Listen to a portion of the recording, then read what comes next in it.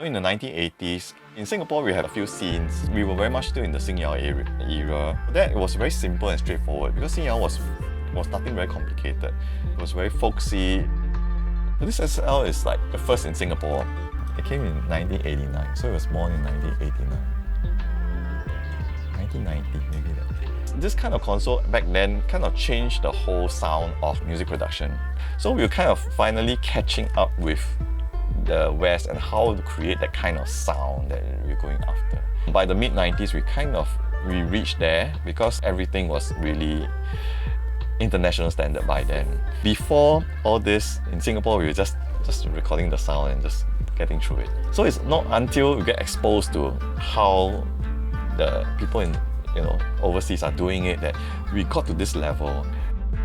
So for Oriental Psyche, my idea was to revisit something that I've kind of started maybe in the 1980s. I would sample beats of records, like vinyl records. There was this particular song that I did with an erhu, and I sampled hip-hop beats. We didn't really know what we were doing, but we just wanted something interesting. This idea came back to me when I'm commissioned by TENG, and I was thinking, how can I create this fusion of East and West, but with a little bit more urban texture in terms of genre. And recently I've been very much into this lo-fi beats thing, so I thought that it would be really nice to create a piece that has lo-fi beats, but yet introduces the Chinese instruments.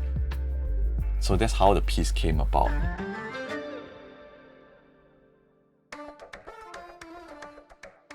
We are very skewed towards being influenced by the West, and I think that's kind of echoes the way we became a first world country fairly quickly. If we dig deeper into our history, we actually have a lot to offer by going deeper into our roots and understand our culture and our upbringing a little better, how we are nurtured, our musical tendencies will make something really unique and really culturally identifiable. I did the Great Singapore Replay with him a while back during COVID, where we explored like 1930s gamelan and a whole lot of things. And these are colours that we have, whether we are conscious of it or not. So if we do study our own music more and, like you said, dig deeper, we will be able to find a stronger Singapore identity, I believe. I think the inspiration behind Concrete Jungle is really just the MRT train tracks. That repetitive motion really determined a lot of the gated, startedness of the piece, and it led to like this whole electroacoustic piece. The piece perfectly encapsulates, for me, the struggle between the classical and the contemporary world. The world that I grew up in, the erhu, the ABRSM classical pianist, and then me, now known as this pop persona kind of a guy. The struggle between trying to fit classical instruments in a contemporary kind of situation, and rather than just try to make them like, no, kiss, right? No, I try to accentuate that tension and kind of just build upon that. I think our thoughts start from the new generation, and then we actually leave us thinking what's a new generation. So we end up at the Gen Z, and then we found that what Gen Z sounds like. It's a lot of like one notes kind of things, and it was a rhythmic aspect that kind of like captured our attention also. One of the things we sought to replicate was the attitude.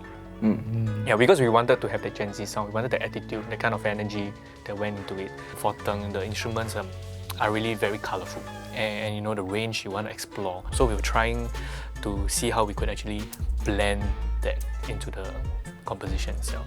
We're going for like something more edgy, more modern, in a sense where there are like trad beats and synths and stuff which don't normally go together with classical or Chinese classical music. I mean, Chinese music itself is powerful really. A lot of it is about war and fights and stuff. But in this format, I guess it will feel different, and that it can cut through the old stigma of it, you know, old classical music and stuff. It can be used in modern context and still sound really cool and powerful.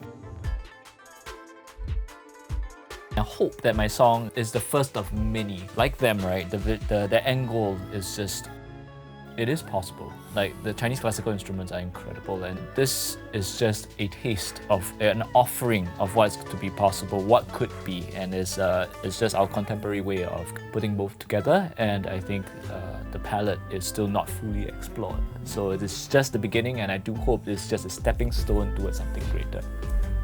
We do have that potential to explore our history, bringing in sounds, instruments that are unique to our culture from the various, the melting pot of whatever we have amassed throughout the years. All it takes is that one person or group to actually bring that sound to a world stage, and people will be able to hear it. I hope that the next generation of musicians in Singapore will work towards creating that kind of magic in their music.